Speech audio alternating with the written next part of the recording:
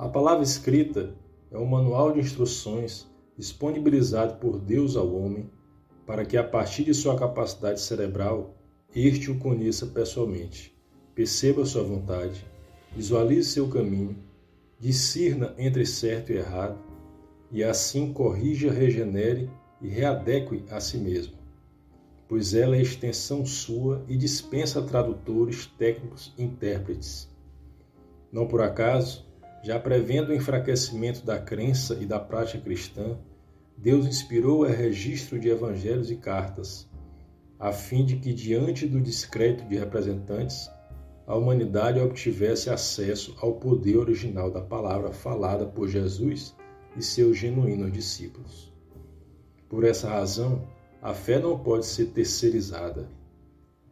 Assim como se dirige à bancarrota, relações constantemente abertas a palpites, opiniões e interferência de terceiros sem bom senso ou responsabilidade matrimonial, e em certos casos a exposição da intimidade é de tal modo que o casal convive mais com outros do que consigo mesmo, não restando tempo e espaço para que se conheça, crie afinidade e resolva suas dificuldades.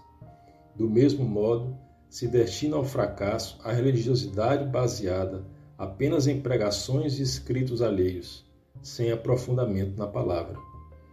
Pois há sempre atravessadores a sobrepor e intervir no reconhecimento da voz divina. Estranhos a dizer como agir, pensar e sentir, e intermediários a raciocinar, crer, aprender e interpretar no lugar do fiel, os quais, na maioria, não têm real conhecimento bíblico ou compromisso com Deus, mas buscam a satisfação de seus interesses, aproveitando-se do descaso alheio em relação ao aprendizado da verdade celestial. Enquanto houver a figura predominante do intermediário e não houver tempo, espaço, disposição e condição ao contato direto a Deus por meio da palavra, jamais haverá entendimento, crença plena, amor perfeito, conversão, encontro e intimidade com Ele. Ora, terceiros podem estudar ou trabalhar por alguém? Alguém se torna profissional sem trato com os estudos da área de atuação? É possível ser médico, por exemplo, só por conhecer nomes de certas doenças, ler determinados artigos ou assistir palestras avulsas sobre medicina? A graduação exige necessariamente a passagem por todos os estágios da formação e, principalmente, a solidão dos livros. Pois, apesar de importantes, congressos, eventos e aulas significam a menor parte da instrução, uma vez que a maior parte se localiza na individualidade da leitura, que enseja a construção do raciocínio profissional. Professores, palestrantes e congressistas apenas apontam a direção, mas o percurso essencial ao objetivo final cabe exclusivamente ao aluno. Similarmente, para a edificação do pensamento religioso e para a graduação na fé, são indispensáveis o individualismo da leitura bíblica e a imersão por conta própria na intelecção divina, pois a fé é estritamente pessoal. Indagavelmente, é viável aprender sobre a palavra por escritos e pregações, mas desde que esses sejam assumidos como complemento. Afinal, as reflexões alheias são incapazes de ocupar seu lugar privativo, e mesmo se bem elaboradas, não extrai seu inteiro sentido, o qual é sussurrado nos ouvidos do espírito humano pelo Espírito de Deus durante o silêncio da leitura. Pregações são compostas por palavras humanas destinadas à partilha do conhecimento, mas por si mesmas não podem saciar. A sede, consciente ou inconsciente por Deus, só se satisfaz pela fonte original, onde jorra a água mais pura, orientada à eternidade, ou seja, a palavra sem atravessadores, cuja ação direta rende, frutifica e alimenta a consciência. Pois, no fim, tudo está entre o homem e Deus, que é a palavra, sem atalhos ou intermediários. Todavia, se sua assimilação individual é estorvada por desmedido apego e concessão de excessiva importância a reflexões externas, como se elas resumissem toda a verdade, sua apreensão é limitada e a fé se arruína, visto ser impossível pensar e acreditar pela mente de alguém. Curiosamente, por sinal, apesar de condenar o costume católico de recorrer à intercessão dos santos, alegando que Jesus é o único mediador, muitos protestantes elegem seus líderes como mediadores entre Deus e o homem, furtando-se assim a palavra, limitando-se a trechos por eles indicados, terceirizando o conhecimento, confiando-lhes cegamente a interpretação como se eles fossem oráculos em conexão ao céu e sujeitando-se a erros e manipulações. Na realidade, a ausência de tempo e disposição para a compreensão independente da palavra resulta necessariamente em tempo e disposição de sobra para experimentar o inferno, o qual não se resume à perdição e à condenação final e eterna, mas já começa durante a vida por meio da maldição atraída a partir do depósito da confiança nos homens e não em Deus.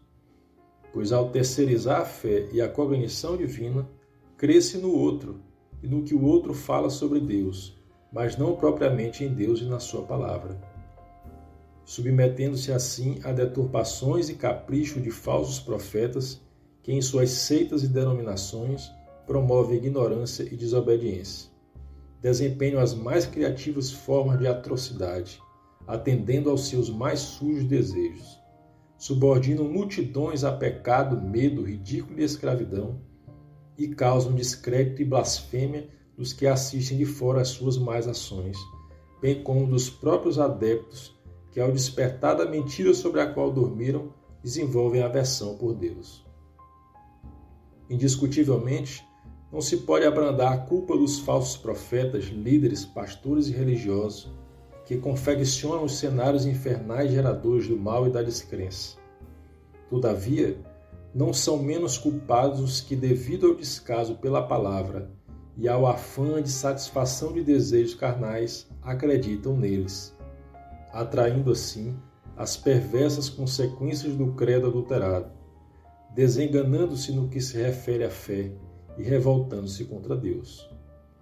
Ora, qual a culpa de Deus por erros de falsos pastores? Qual a sua responsabilidade no que tange aos que ignoram a palavra e se tornam presas fáceis?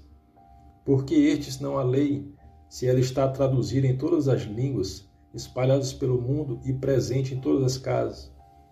Porque não recorrem pessoalmente ao que eles mesmos confessam ser palavra de Deus e fonte da verdade? Efetivamente, os incautos são autores de seus infortúnios e do sucesso de falsos profetas, pois ao terceirizar o conhecimento, denotando inexistência de interesse pela verdade, eles contribuem diretamente ao próprio engano, preferindo o discurso azeitado, mastigado, digerido e conformado às suas vontades materiais do que o incômodo na consciência causado pelas acusações contra os pecados dos quais desejam não se libertar e pela revelação do desconfortável caminho à salvação. Afinal, dado que todos podem ver, ler, aprender e praticar por conta própria, apenas um cego poderia usar como justificativa a deficiência que o torna dependente da visão alheia e o sujeita a enganos. A propósito, a fim de validar a terceirização, muitos evocam a lição de Jesus que conduz a fazer o que dizem os líderes, mas não o que eles fazem, pois ensinam e não praticam. Entretanto, além de exigir maturidade espiritual para evitar a contaminação por maus exemplos, que costumam falar mais alto aos ouvidos da emuladora natureza humana, a observância do alerta de Jesus parte do princípio de que os líderes ao menos transmitam de fato a verdade, ainda que não a cumpram, e requer, por consequência, que os demais a conheçam a ponto de identificá-la e verificar a solidez do ensinamento recebido. Afinal, é impossível concluir que o que se escuta seja correto se não se sabe o que é correto. A absorção da palavra frustra os resultados do telefone sem fio, no qual o conteúdo da mensagem original se perde e se deturpa à medida que é repassada entre os interlocutores cada vez mais distanciados do emissor primário.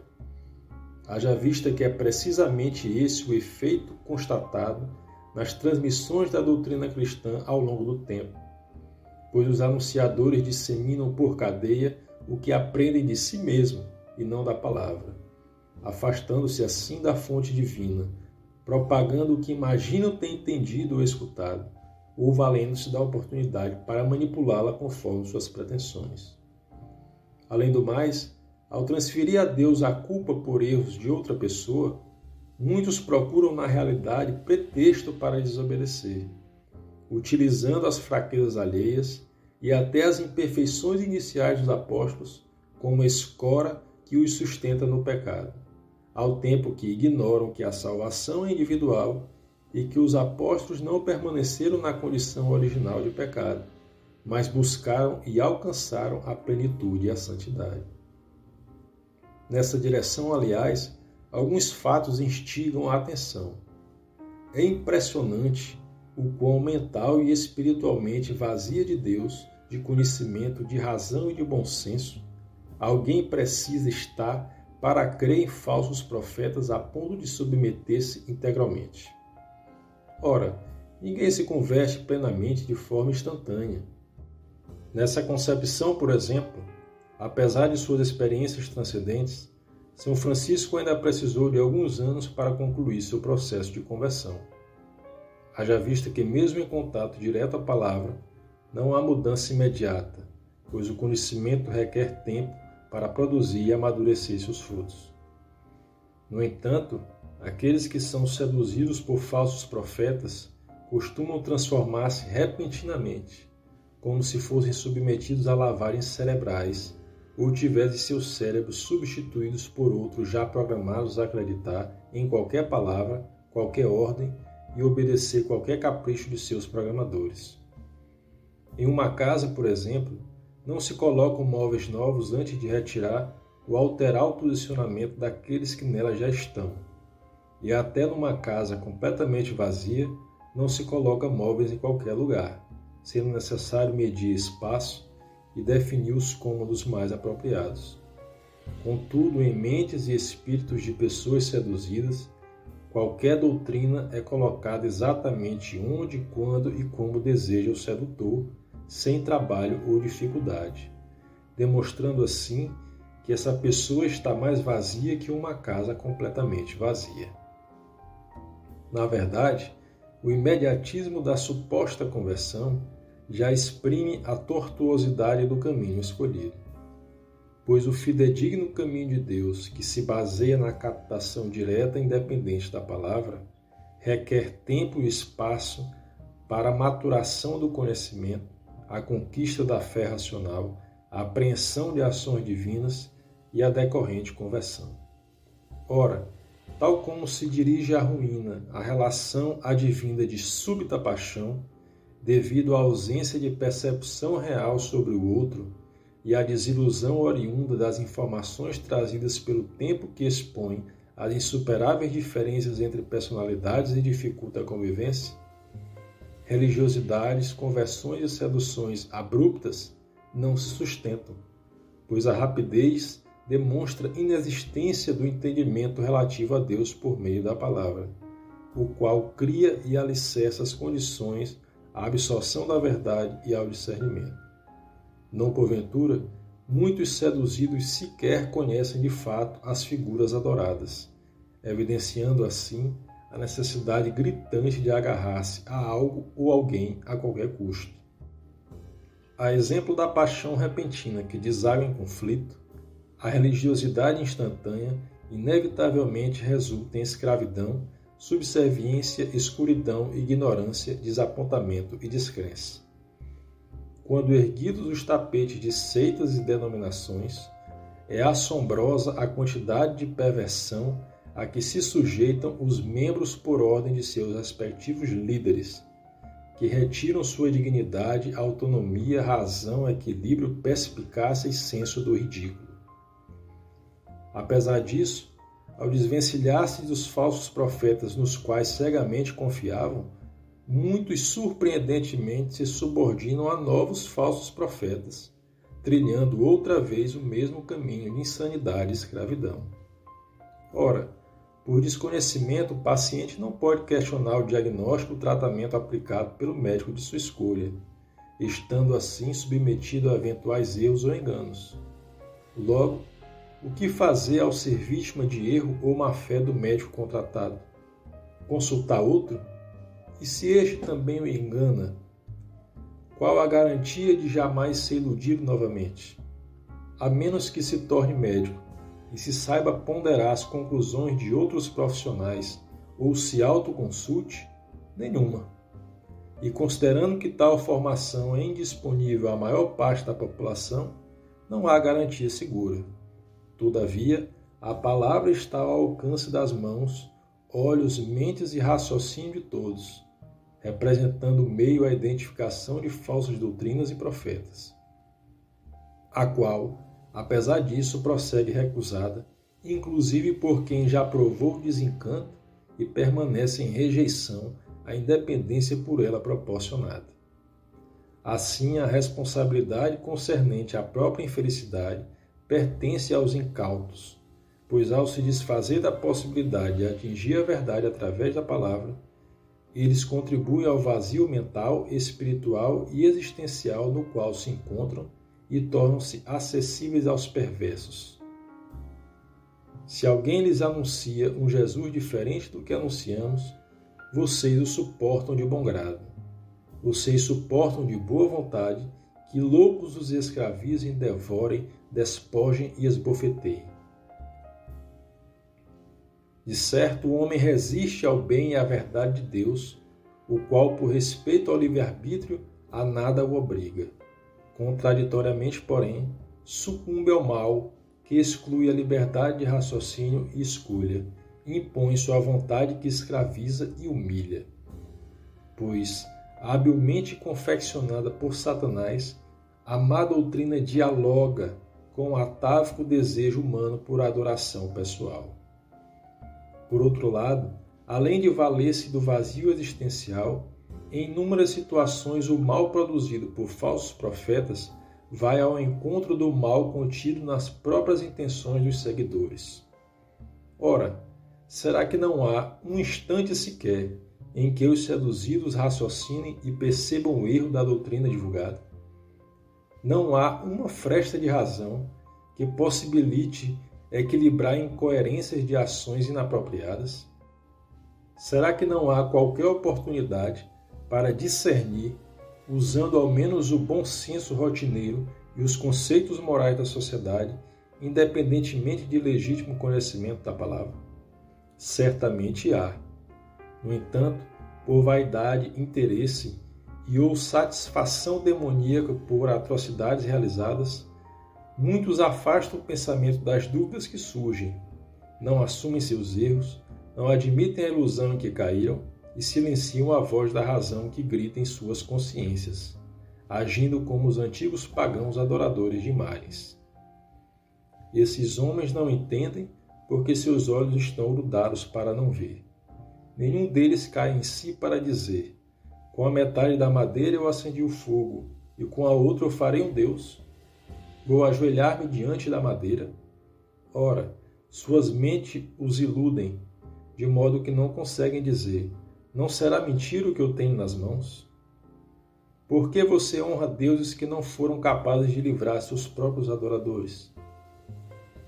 Na realidade, o culto aos falsos profetas e doutrinas não se destina especificamente aos líderes, mas à veneração do seguidor à sua própria personalidade, que se deixa seduzir porque se agrada da mentira contada, correspondente aos seus soberbos e escusos interesses, tal como as mulherzinhas cheias de pecado e possuídas por todo tipo de desejo, as quais, por gostar de seus ardis, se permitiam cativar por homens maliciosos.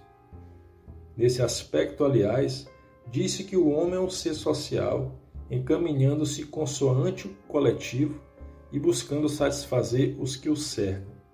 Mas, em verdade, o homem é estritamente individual, pois o grupo, a tribo e a sociedade só lhe fazem sentido quando suas expectativas particulares são atendidas pelo meio em que vive e pela ideologia que defende. Do contrário, o homem não hesita em fomentar desavenças, conflitos, divergências, guerras e revoluções para saciar seus instintos. Analogamente, más doutrinas e falsos profetas são adorados e servidos porque equivalem àquilo que o servidor se identifica, pois, do contrário, não há nenhum embaraço em provocar rupturas e considerar a religião, o líder e a doutrina como insanos, inapropriados, inservíveis e sem valor.